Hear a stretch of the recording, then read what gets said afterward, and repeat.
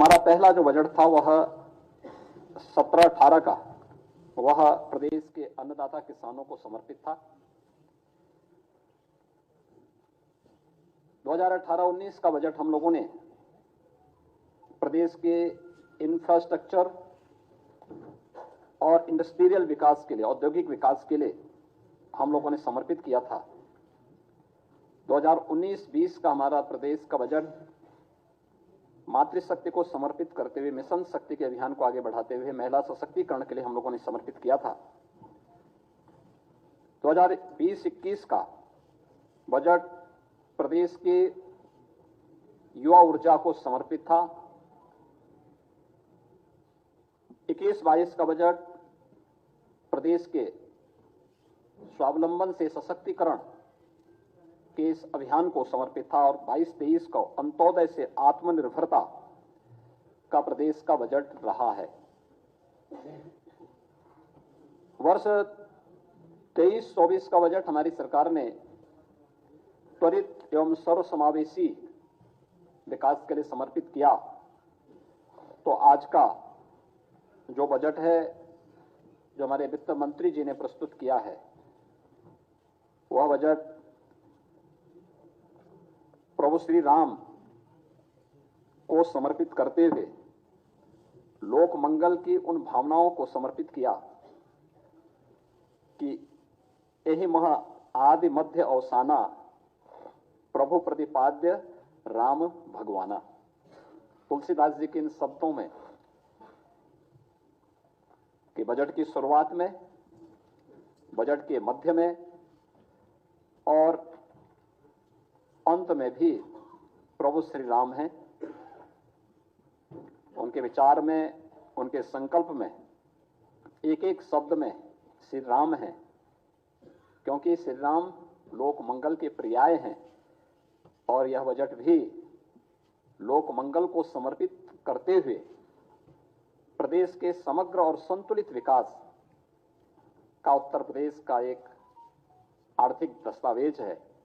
मैं इसके लिए वित्त मंत्री, अपर मुख्य सचिव वित्त और उनकी पूरी टीम को इस समग्र विकास और समग्र एवं संतुलित विकास की अवधारणा को सार्थक बनाने के उद्देश्य से प्रस्तुत इस बजट के लिए हृदय से बधाई देता हूं।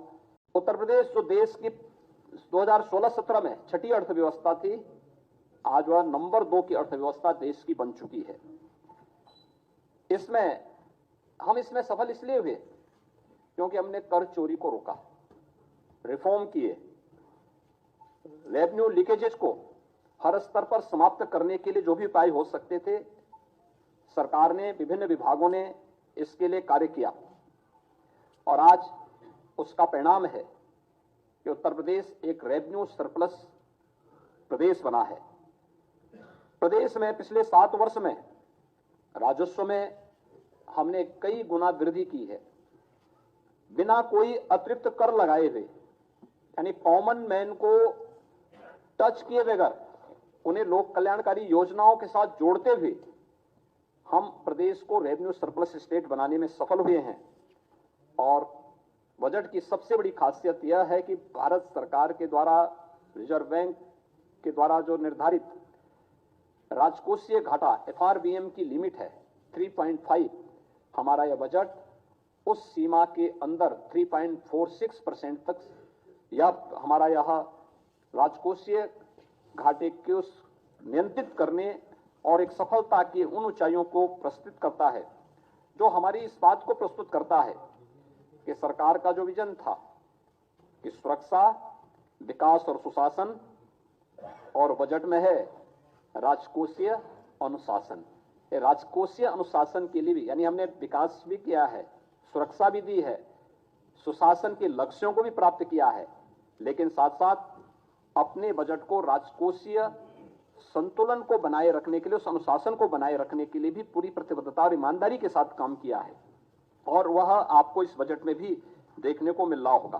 प्रदेश में गरीब कल्याण, महिला सशक्तिकरण, युवाओं के उज्जवल भविष्य और अन्नदाता किसानों की समृद्धि पर हम लोगों ने निरंतर फोकस किया है।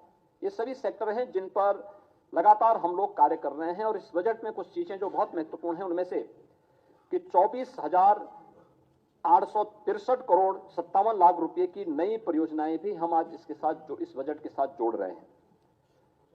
युवाओं के लिए मुख्यमंत्री युवा उद्यमी विकास अभियान एक नई योजना हम प्रारंभ करने जा रहे हैं।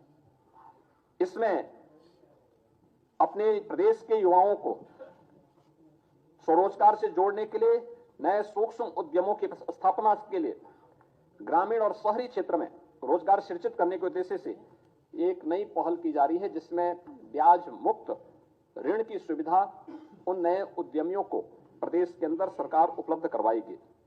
ये सीमा हम 5 लाख रुपए तक की ब्याज यानी 5 लाख रुपए तक की पूंजी पर करने जा रहे हैं। उसमें ब्याज मुक्त ऋण हम उन्हें उपलब्ध करवाने की व्यवस्था करने जा रहे हैं।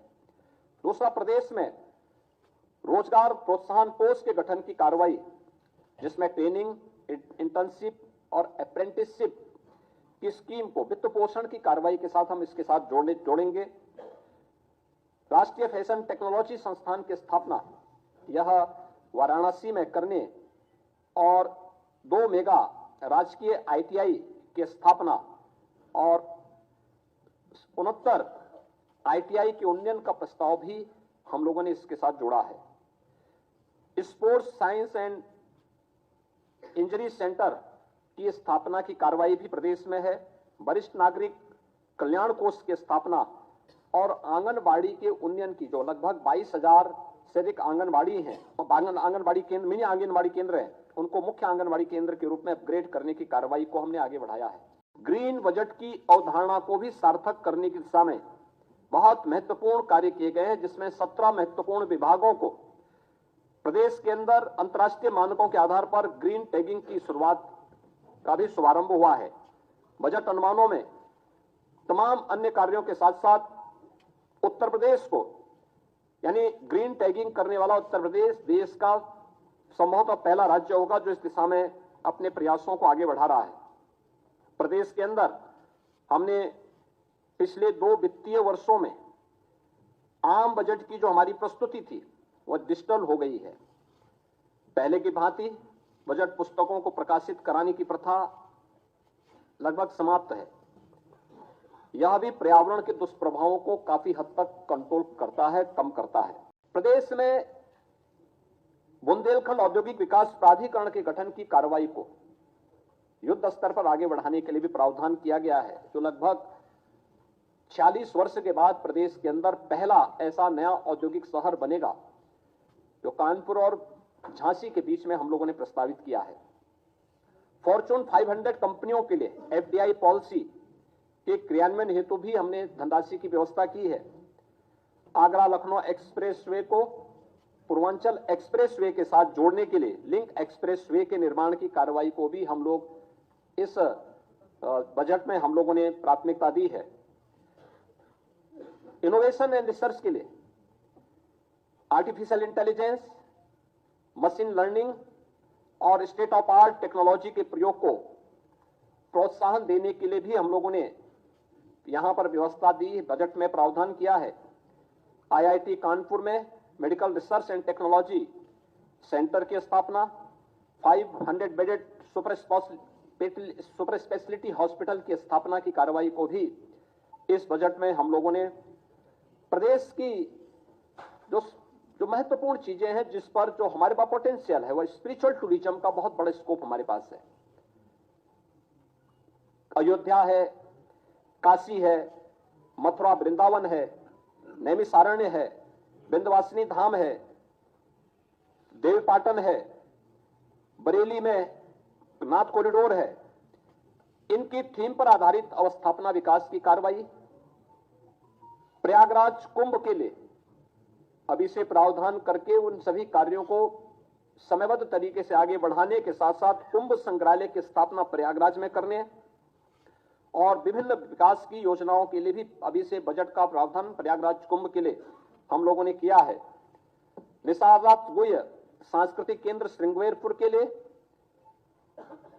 इसके अलावा आजमगढ़ में हरिहरपुर में संगीत महाविद्यालय की स्थापना और महर्षि वाल्मीकि सांस्कृतिक केंद्र चित्रकूट की स्थापना के लिए भी धनराशि की व्यवस्था की है, तो अयोध्या में अंतर्राष्ट्रीय रामायण एवं वैदिक शोध केंद्र की स्थापना के लिए भी बजट का प्रावधान इस बजट में किया गया है। ऐसे ही और खबरों के लिए देखते रहें यूपी न्यूज़ 18 और हमारे चैनल को लाइक, सब्सक्राइब करें।